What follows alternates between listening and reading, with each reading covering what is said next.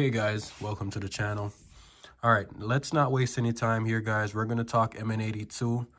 Now, this may be, as everybody knows, probably one of the most popular budget RC crawlers on the market right now. Now, stock, it comes with pretty basic suspension, and I went ahead and made some upgrades, guys, so I want to discuss that real quick. But before we do that, I want to show you guys my new lights. I added the white lights to the headlights as well as the amber lights to the fog lights. That's pretty cool there. I do have the lights for the rear as well. I didn't install them because I didn't like the way the lights would look in the light bucket, but I do have them. I'll figure that out later. But let's talk a little bit about suspension. Now, first off, I went ahead and upgraded the shocks from the 59mm shocks to 65mm shocks. I was previously running the Endura 59mm. These are from RC all-wheel drive. They're 65mm oil shocks. So we're up on suspension travel, guys. A lot more fluid. Pretty good. I would say it's pretty comparable to the Endura shocks, but we have a little bit more travel here, guys. So it's pretty good. Nice droop. Looking good. Just to give you a test here, guys, on flex for the front. Let's get that in shot there.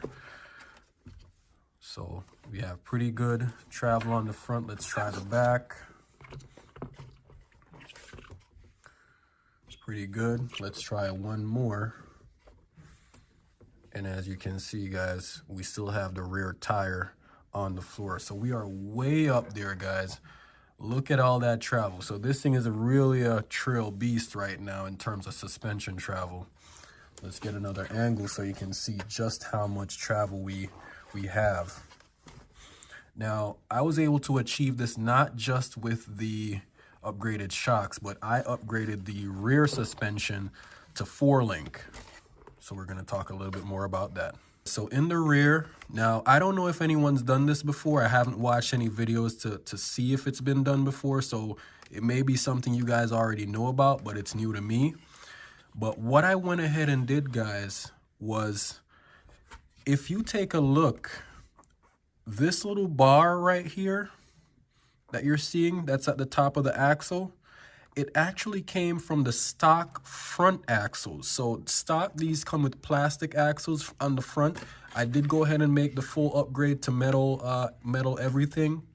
So I had the spare parts laying around, and just out of curiosity, I decided to try and see if that little bar would fit on the rear axle, and it actually did. So I was like, okay, great. So this bar works, and the stock links that were on the front work as well. Now I did have to modify the way it mounts up to the rear. As you can see, it's in a different mounting point. I didn't want to cut the links, you know, because I want this to be as simple as possible. If something were to break or something like that, I could easily replace it without having to recut and all that stuff. So this is pretty much a drop-in replacement for the leaf spring suspension without much of a hassle at all, guys. So it looks good. You know, the green matches the rest of the body, you know, and we have a little bit more travel with the longer shocks, as well as with the 4-link on the back. So I'm curious to get this thing out on the trail to see how well it does.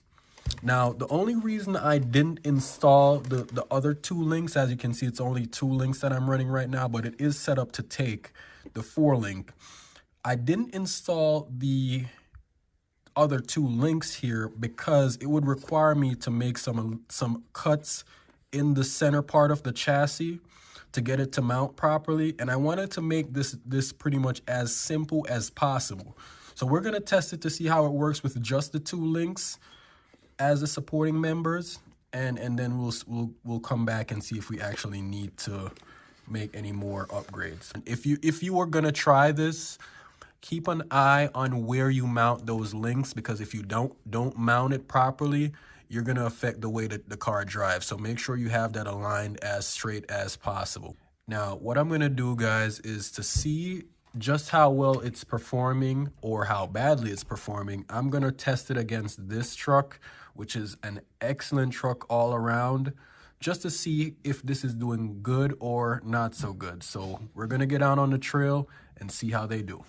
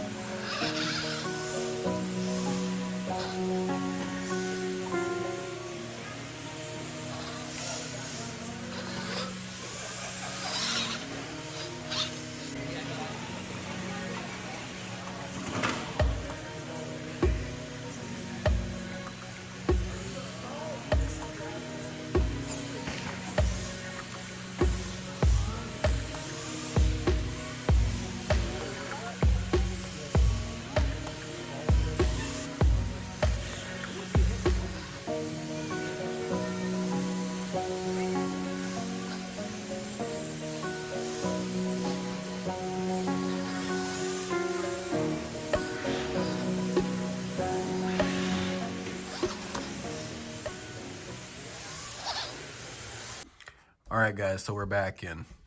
Now, I'm so happy to report, first and foremost, nothing broke, nothing snapped off, nothing acted weirdly. For the most part, everything worked the way it should have. The suspension was okay. However, I will say if you let the truck sit for a little bit, the shocks tend to stick. So I'm gonna investigate the whether or not I need to change the oil or service the shocks. But they were fine. Suspension was fine. It all worked good. Lots of travel, lots of flex. Everything worked the way it should have, guys. So I'm really happy to report that. Now, the few things I would say need to be addressed is the clearance on the live axles is not so good. You have to make sure you're picking your lines very carefully because that axle catches pretty easily. So that was somewhat of a disappointment, but nothing new. Next thing I would say is the motor that I have in here right now. Like I've mentioned before that I have several motors for this truck. The one I'm currently running right now, it doesn't quite have that smoothness that I'm looking for. So I'm gonna change it again to see if I find the perfect motor for this truck. But that's a non-issue really. It's just a matter of preference. On more technical sections of the crawl course, that axle kind of moves around a little bit more than I would want. And as you can see, the rear tires are now touching the back of the panel here. So I'm going to need to see what I can do to limit that travel or raise the suspension a little bit more to get it to not do that. But the rear axle in more technical sections tends to flex a little bit more than I would want. So I'm going to add those other two links just to make that a little bit more firm and rigid. So that aside, guys, everything worked the way it should. So if you do want to try this for yourself, I would recommend it. It did work pretty well. But let me know what you thought in the comments, guys. Like the video if you found it informative. Stay tuned for some more upgrades, guys. As always, I have more trucks coming, more upgrades, more mods, more trail videos coming. So look out for that. I'm also going to make some shorts for this one. So look out for that as well, guys. Thank you so much for watching. Have a good day.